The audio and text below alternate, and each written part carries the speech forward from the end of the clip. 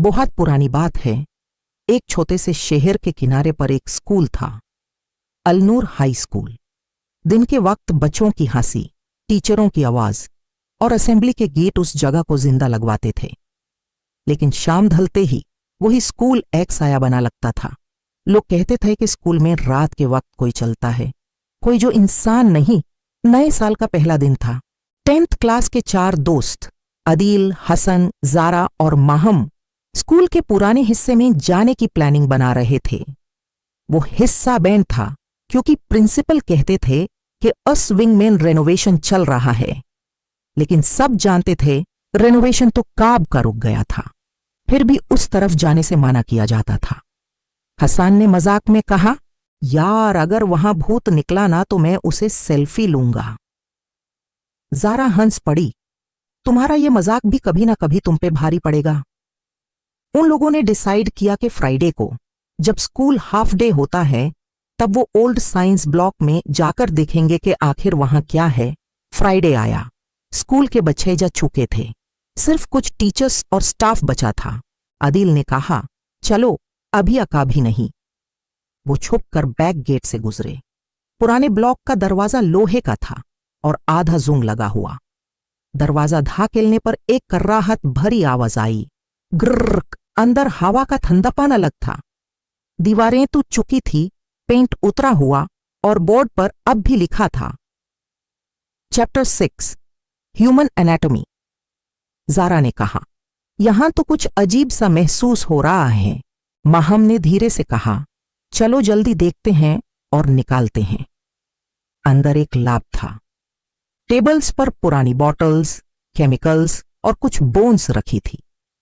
लेकिन सबसे अजीब चीज थी एक बड़ी ग्लास वाली जर जिसमें आधा भारा पानी था और अंदर कुछ हिलता हुआ लग रहा था।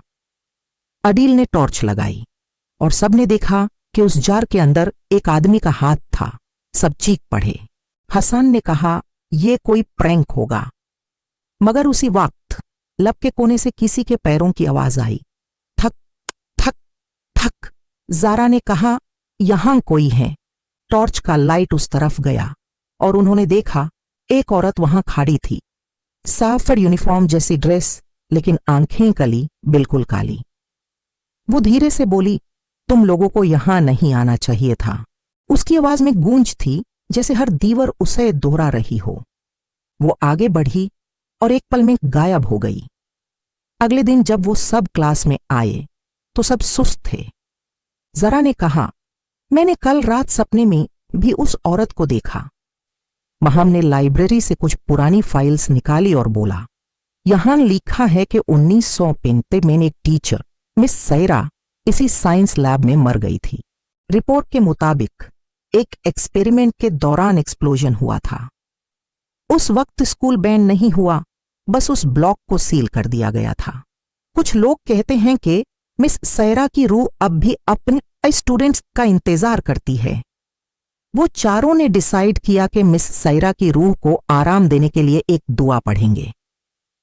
रात के वक्त वो स्कूल आए, हाथ में कुरान और टॉर्च थी। जैसे ही वो लब के पास पहुंचे, टेम्परेचर गिर गया, हवा रुक गई, दरवाजा खुद ब खुद खुल गया। अंदर जाते ही सब ने एक साथ दुआ पढ़नी शुरू की। मगर जैसे ही अदील ने औज़ु बिल्लाहि मिन अश-शैतानिर रजीम कहा, लाइट्स फ्लिकर करने लगीं और एक तेज चिल्लाहट सुनाई दी, मैं अकेली नहीं हूं। पूरा लैब हिलने लगा, जार टूट गया। पानी और खून जैसा लाल लिक्विड जमीन पर फैल गया। उस पानी में मिस सैरा का चेहरा उभर आया। वो चीख रही थी, मुझे क्यों छोड़ा गया? मेरी मौत का जिम्मेदार प्रिंसिपल था। अगली सुबह सबने प्रिंसिपल को सब कुछ बताया। वो पहले गुस्से में बोला, तुम सब ने स्कूल के रूल तोड़े।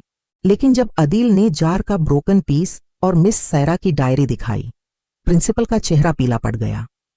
डायरी में लिखा था कि उस दिन के एक्सपेरिमेंट के लिए प्रिंसिपल ने जबरदस्ती मिस सैरा से कुछ टेस्ट करवाए थे और जब एक्सीडेंट हुआ तो उसने सब कुछ छुपाने के लिए लैब बैंड कर दिया। प्रिंसिपल ने डर के मारे बोला, मैंने उसे छुपाया था, मगर उसकी लाश कभी मिली ही नहीं।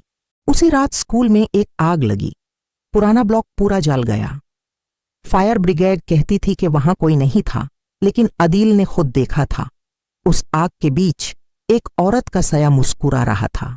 उसने धीरे से कहा, अब मैं आजाद हो गई हूं।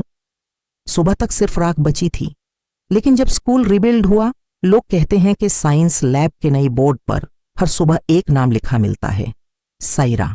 और कभी कभी लैब के शीशे में एक सेफर्ड यूनिफॉर्म वाली औरत दिखाई देती है, जो बस देखती रहती है, जैसे अब भी किसी का इंतजार हो।